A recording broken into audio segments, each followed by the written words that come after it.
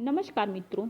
रामकृष्ण परमहंस एक वासना हमेशा इंसान के अंदर जागृत रहे क्यों कहा करते थे। इस बातों पे आज प्रकाश डालेंगे और वीडियो अगर पसंद आए तो सब्सक्राइब करें और लाइक भी करें और हमको सपोर्ट करें, क्योंकि थोड़ा सा आपका सपोर्ट हमारी जिंदगी को खुशियों में बदल सकता है। रामकृष्ण परमहंस के नाम तो आप लोगों ने सुना ही होगा। वे स्वामी विवेकानंद के गुरु थे। एक दिन की बात है, स्वामी रामकृष्ण परमहंस अपने शिष्यों को प्रवचन दे रहे थे। प्रवचन करते करते उठकर अपने रसोई की तरफ चल दिए और वहां जाकर अधपका खाना निकाल कर खाने लग गए। माँ शारदा रसोई में खाना बना रही थी।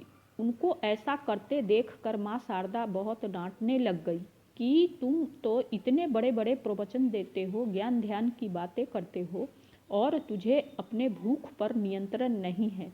इतना सुनते ही स्वामी जी फूट फूट कर रोने लग गए, बिल्कुल छोटे बच्चों की तरह। रोते रोते बोले, यह तुमने क्या कह दिया?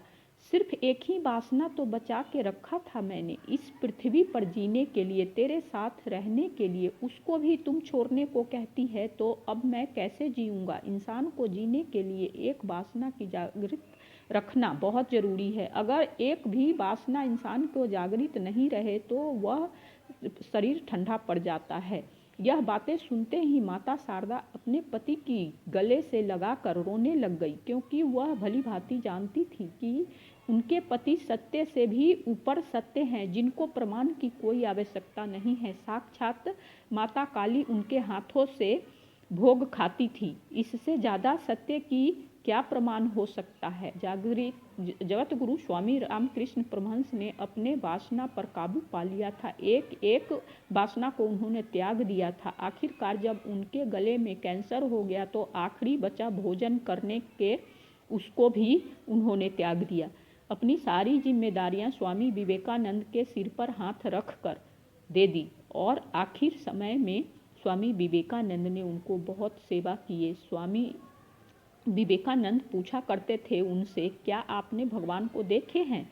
तो स्वामी जी कहा करते थे, हाँ हाँ मैंने देखे हैं। अपने सारे गुण स्वामी विवेकानंद में कूट कूट कर भर दिए और मोक्ष को प्राप्त हो गए। जी हाँ, वही शब्द सुदर्शनधारी स्वामी विवेकानंद, देश जो अमेरिका देश देख करके भौचक्का देखता ही रह गया, वो श्री राम कृष्ण परमहंस के शिष्य थे।